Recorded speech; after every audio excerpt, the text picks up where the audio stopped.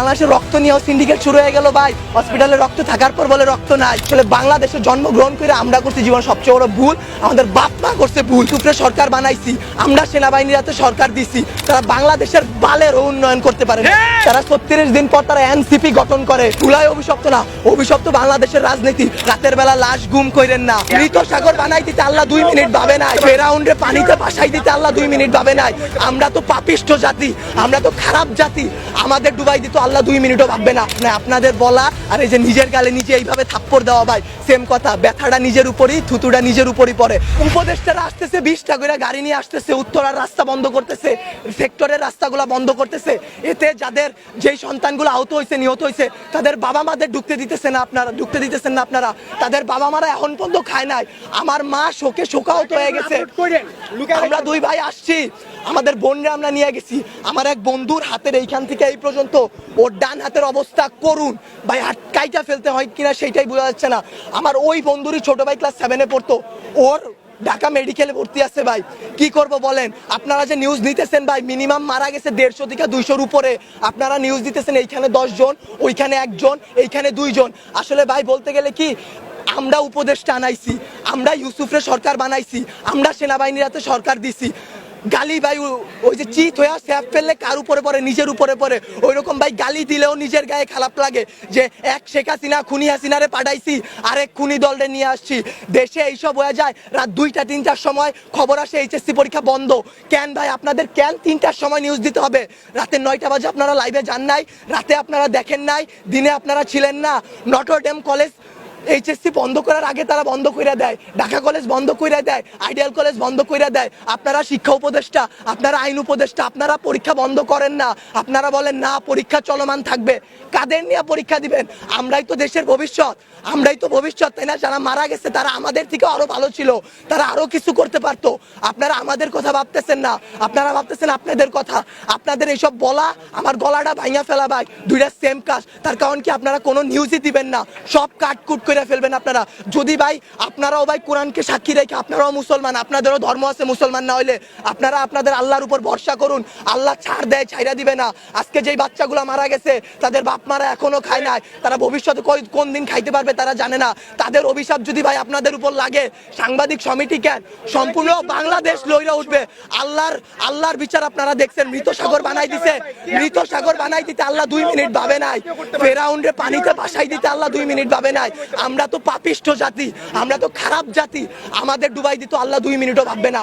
বাংলাদেশের রাজনীতি ভাই, আপনারা বলতে পারেন জুলাই অভিশপ্ত মাস, গত বছর এত মানুষ মারা গেল, আজকে এত মানুষ মারা গেল। আসলে জুলাই অভিশপ্ত না, অভিশপ্ত বাংলাদেশের রাজনীতি। বাংলাদেশে আওয়ামী লীগ বলেন, বাংলাদেশের জামাত বলেন, বাংলাদেশে কোনো রাজনৈতিক দলই ভাই ভালো না। সবাই তলে তলে নোট ছাপে। এইটা কেন জনবসতির উপর দিয়ে চালানো হবে?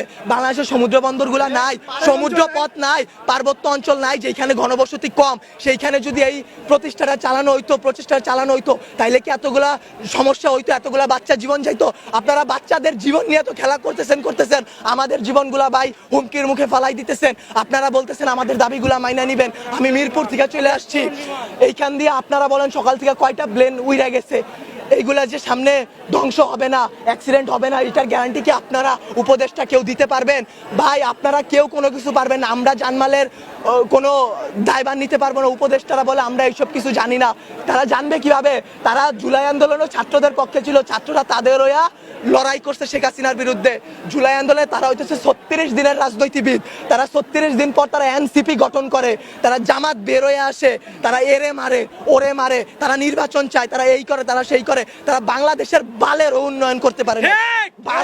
আমরা মুখের ভাষা খারাপ কোনো কষ্ট ছাড়া করি না। আসলে বলতে গেলে কি, তারা দুনিয়ার তাদের মতো সিরা রাজনৈতিক দল আসলে বাংলাদেশে জন্মগ্রহণ করে আমরা করছি জীবন সবচেয়ে বড় ভুল, আমাদের বাপ মা করছে ভুল যে তারা এই দেশে আমাদের বড় করতেছে।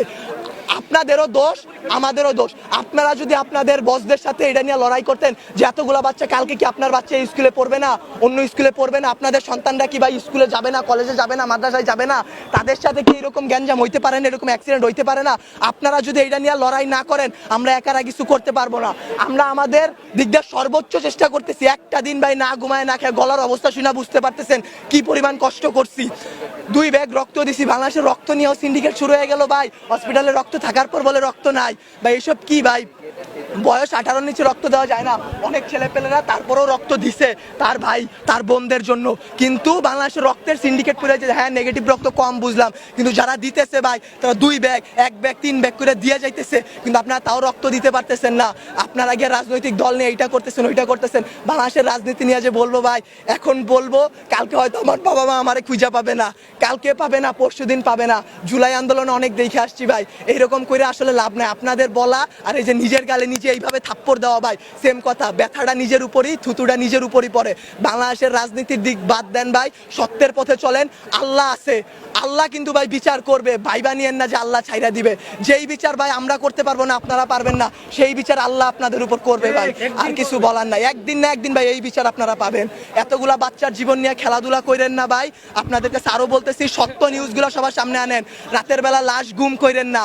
এই স্কুলের শিক্ষকদের উপর হাত তোলা হয়েছে। একটা শিক্ষক কি পিতামাতার পর আল্লাহ বলছে সবচেয়ে গুরুত্বপূর্ণ সবচেয়ে মর্যাদাবান স্থান একজন শিক্ষকের। সেই শিক্ষকের গায়ে সেনাবাহিনীর হাত তুলে, সেই শিক্ষকের গায়ে হাত তোলার পরও আপনারা ভাই নিউজ করতে পারলেন না। কি করবেন? একজন শিক্ষক মারা গেছে শুধু মাইলস্টোনে, একটা তো ভাই ভাইরাল হয়েছে এর কারণে একটা।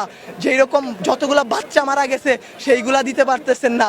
শিক্ষক মারা গেছে সেই সব করতে পারতেছেন না। শিক্ষকদের গায়ে হাত তোলা হয়েছে সেটা করতে পারতেছেন না। কিন্তু ঠিকই ভুয়া নিউজ দিয়া ভাই চ্যানেল আগায় নিয়ে যাইতেছেন ভাই।